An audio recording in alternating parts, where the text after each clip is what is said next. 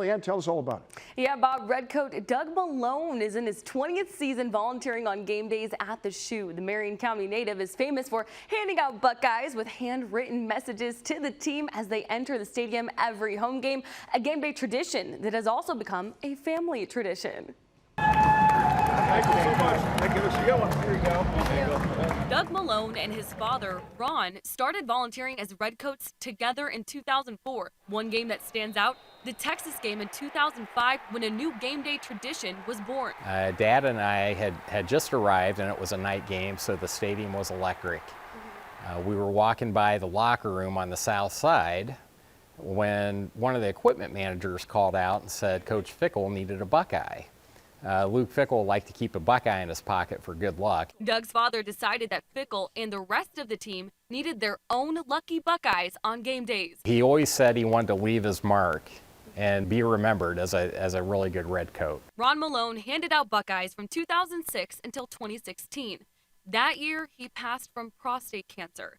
Doug has since carried out his father's legacy, handing out Buckeyes at the North Rotunda. Let's get him, Kyle. I just look at it as being an honor to stand there and to represent Dad and my family. When I see the team coming at me when they're walking from St. John Arena to the North Rotunda, I can feel Dad's presence. Doug has even recruited his two daughters to help write handwritten inspirational messages attached to the Buckeyes. And every time they're there, they give me a Buckeye and they give them one, and then we keep it. We keep them, and I have them in my locker inside. Let's get him today, Coach. Good luck today. There you go. A Buckeye tradition rooted in family and Ohio State football. More than anything else, I think Dad's legacy is just bringing people together. It's just an example of how important Ohio State football is to so many people, and that's just an example of somebody who's just dedicated their time to try to make an impact on everybody to make game day experience better. So we certainly appreciate it.